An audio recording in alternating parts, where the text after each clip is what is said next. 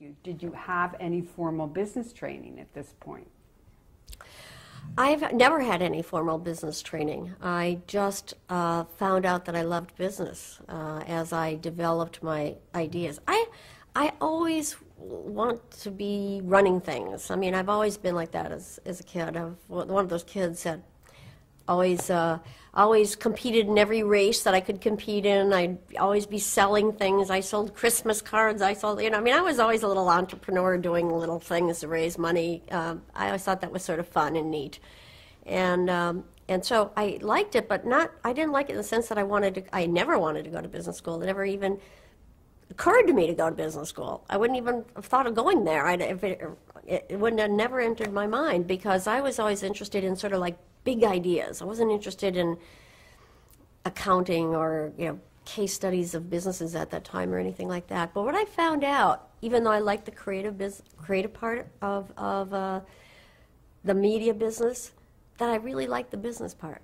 I find business creative, and I find creating new businesses to be very rewarding. Did anybody ever teach you the art of the deal, or was this something you just had naturally as part of your natural talents? Well, I think my kindergarten negotiations really started me off on the right foot. I was always sort of negotiating for what I wanted when I was a kid. And no, I just, that was my father and I had a nice little thing going there. We would spar with each other, and I guess he, taught me some of the things about that. But I did later on really have Bob Rosencrantz as a mentor in sort of business principles and how to act in business. So I did get some on-the-job training. Well, in 1971, you married William Koplovitz, and would you please describe him? What did he do for a living, and was he also interested in cable communications? Well, Billy and I met under somewhat unusual circumstances, but not for the times. We met in November of 1969 in an anti-war demonstration in Washington, D.C., when 250,000 people, which was thought to be a pretty big crowd at those times, marched in the streets against the war in Vietnam. And I guess we started off with common ground.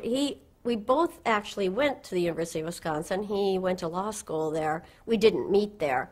But during this demonstration, we did meet at the home of some colleagues from the University of Wisconsin who we happened to know in common, and that's where we met, actually.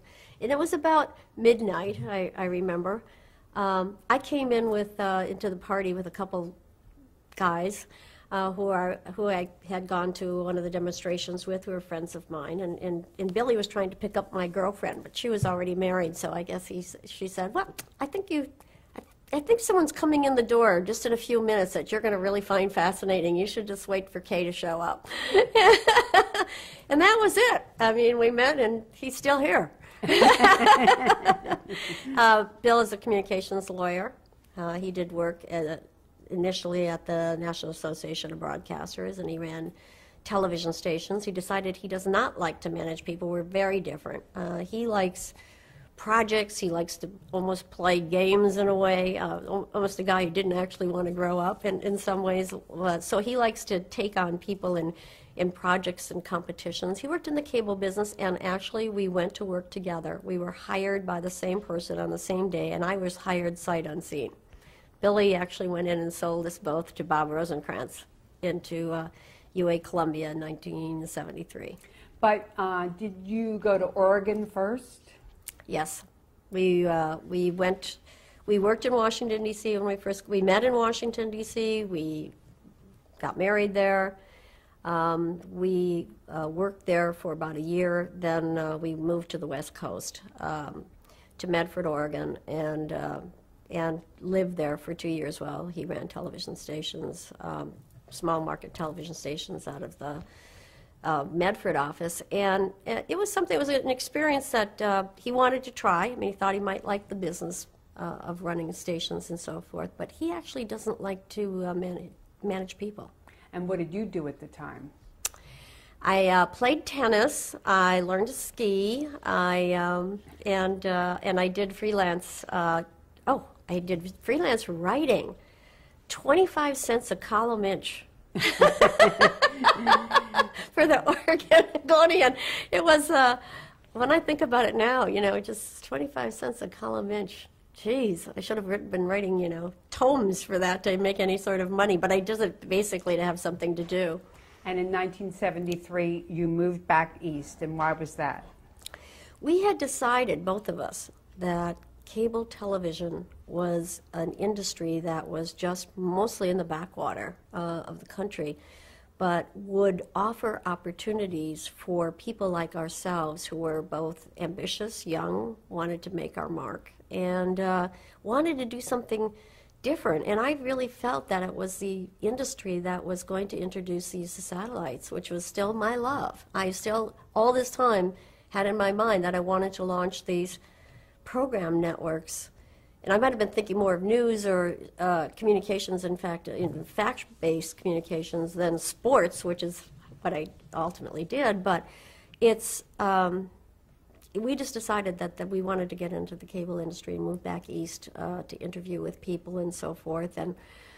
And Bill went to interview with Bob Rosencrantz, who was the president of UA Columbia. And UA Columbia was, maybe the 8th or 9th largest cable operator at that time. Then in those days, there were many cable operators, but the operations were still small. I mean, there weren't that many cable subscribers. And Bob was interested in doing franchising. In the early 70s, that was a very heavy time of franchising for cable. It was starting to expand and trying to get into the suburban areas of large cities. I'm sorry, was that the main business of UA Columbia at the Yes, time? UA Columbia was a cable television company. They owned cable television systems and ran them. And Bob had the background of doing closed-circuit fights, on delivering closed-circuit fights into arenas and stuff where people came on a pay basis. And he understood the power of being able to offer different programming to people. And I think he did that for Westinghouse, if I'm not mistaken. Well, let me just So ask, he understood the power of what cable could be, even though it wasn't at that time. I just wanted to go back a little bit. When you first went to Washington, you had a consulting business? I did. Well, when we first went back to Washington, I did go back to my consulting business, and that was mostly print at the time. I did publications for various media companies, their own employee publications, that kind of thing. So I just picked up a bunch of clients or people that I had done business with earlier before we left Washington, D.C. So before you, but that was only for a short period of time because we just went back to Washington for maybe, I can't remember, 6 or 8 months or something like that. So just as a point of reference, how did the world of work exist for women at that time in the early 70s? And how did you already try to start to change it? I wasn't really looking at changing the world for women, to be honest with you. I was really focused on pursuing my passion for launching these program satellite networks. And I was looking for the opening to do that. And I really felt that I didn't think that I was going to be having barriers because I was a woman. I just refused to believe that. It's probably true, but I refused to believe it. I just didn't want, because you can make excuses for not doing things, and I just was never one to do that. I really wanted to pursue this, and I knew I had the passion and the experience, because now I produced television programming.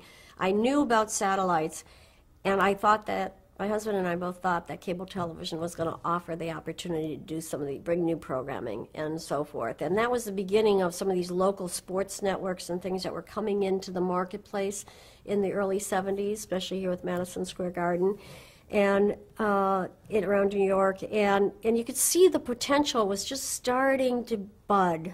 And cable, to be anything, had to offer more than just off-air signals, because if it was just off-air signals, would never grow. People wouldn't have paid for that. I mean, people had the attitude of, what, pay for television? You must be crazy. I don't need any more television. I've got these 3 television networks. It was just not, it wasn't still a thought that people,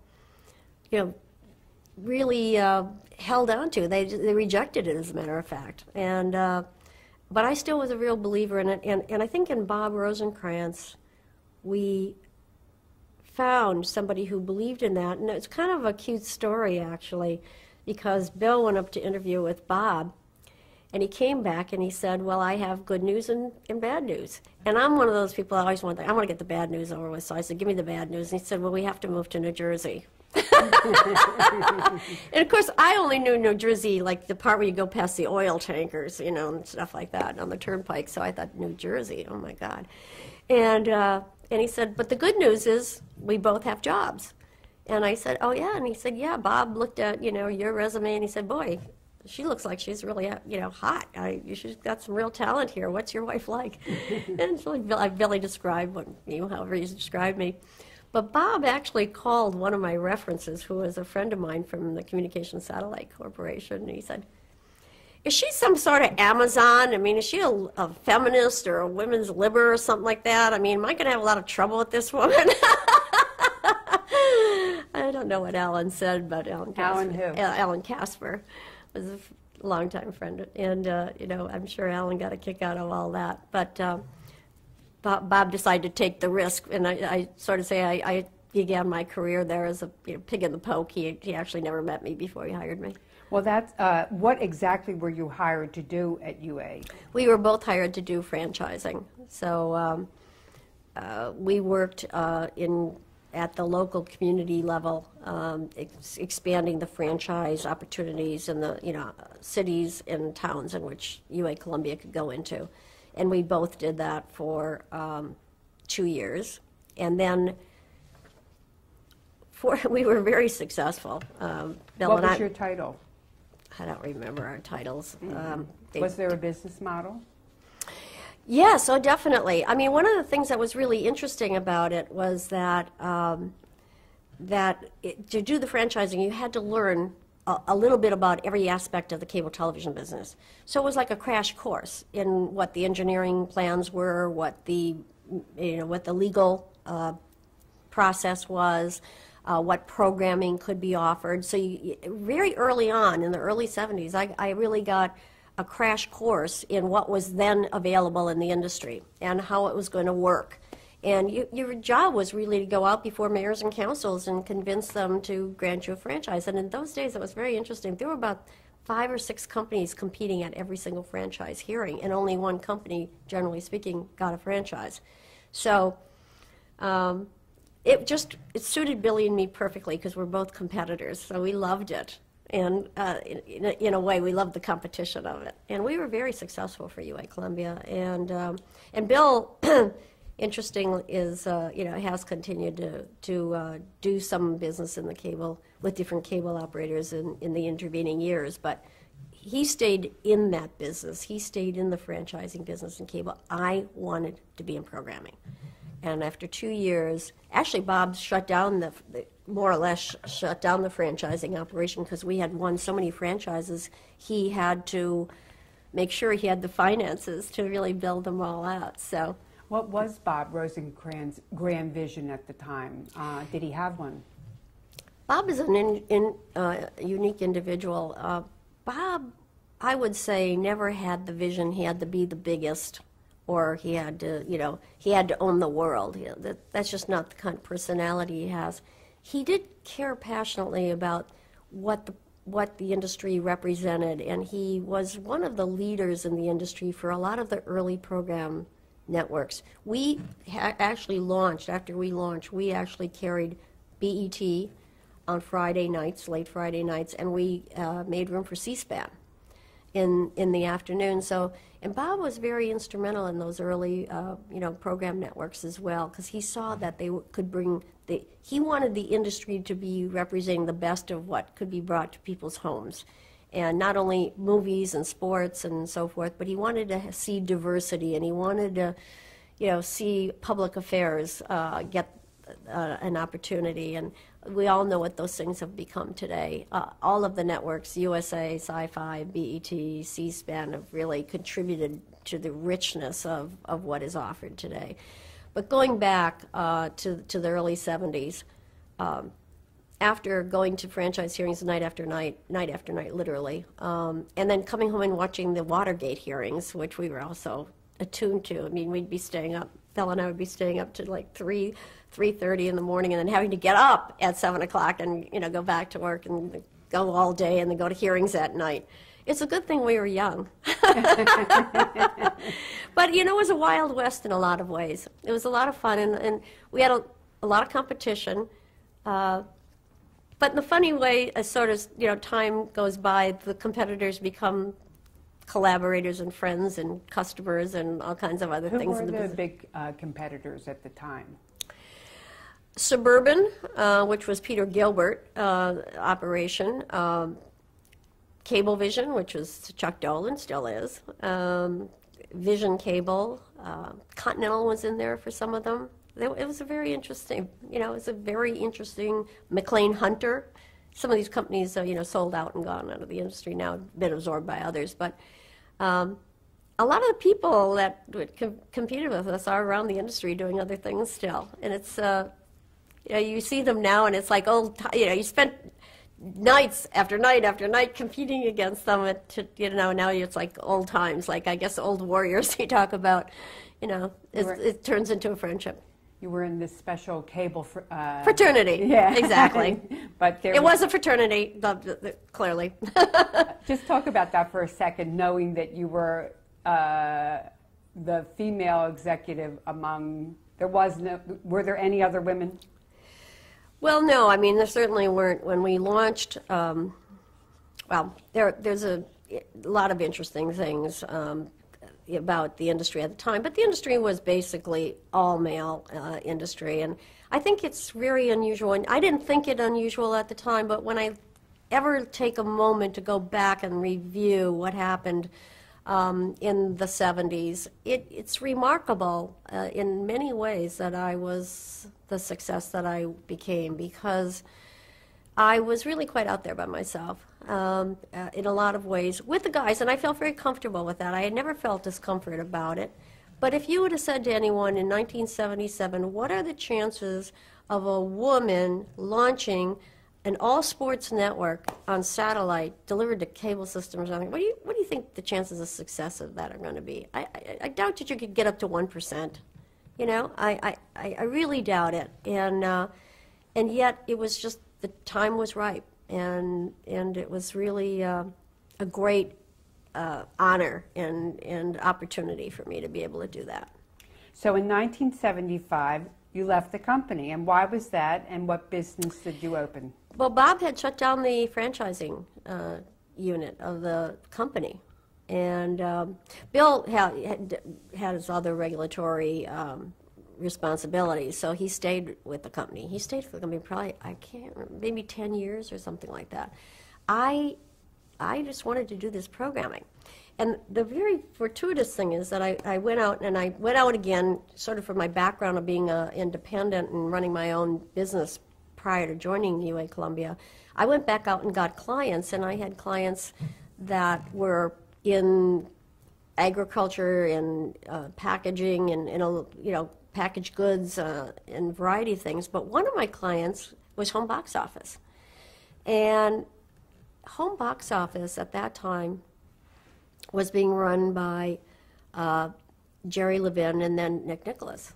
And it was a time when HBO was still bicycling their tapes around the country. They were just not much of a business, really. I mean, that polka event from Pennsylvania was, you know, one of their big initial events, and then they got some regional sporting events like Madison Square Garden, and then they were sending around the Northeast on microwave, but the rest of it they had to just bicycle their tapes around the country. And Jerry Levin was really the guy who championed the use of satellites for delivering programming services in Washington, D.C., to Washington, D.C., to Congress. And that was in began in 74, 75, and 1975 is the year that I talk about, the night that changed the course of television history.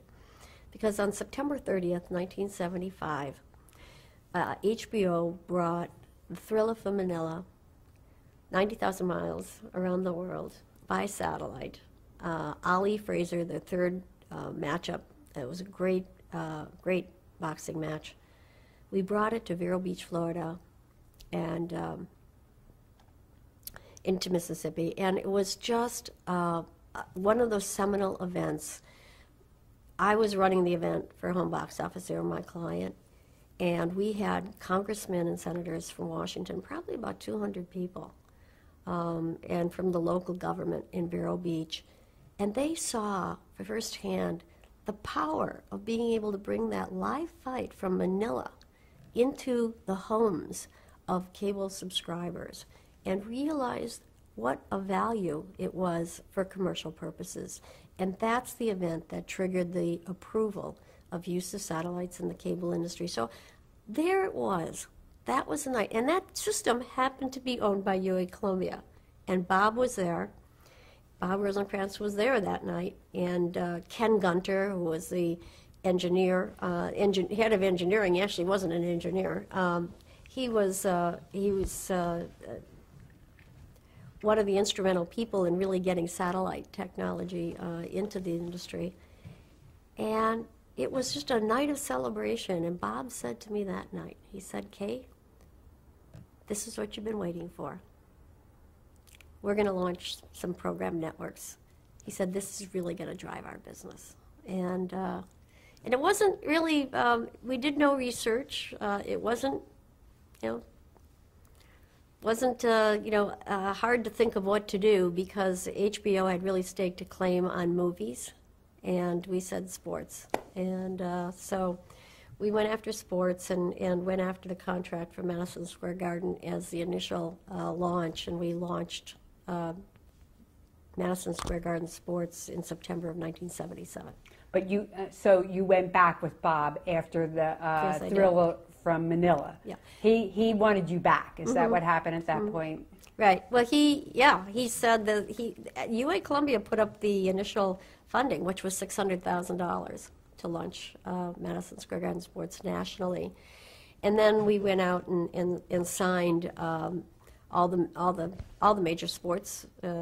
Major League Baseball. There's some great stories about these times. Major League Baseball, the NBA, NHL, boxing, wrestling, Westminster Kennel Club Dog Show, tennis, you name it. We did it because our vision was to do live sports every single night. That was our vision. Did you have a personal interest in sports, or this was a good business? You saw that was the niche that was right for Well, your company. you didn't need to really do much research to realize that movies and sports are the most popular in that order. Movies by some measure larger than sports, but sports we knew would drive business. I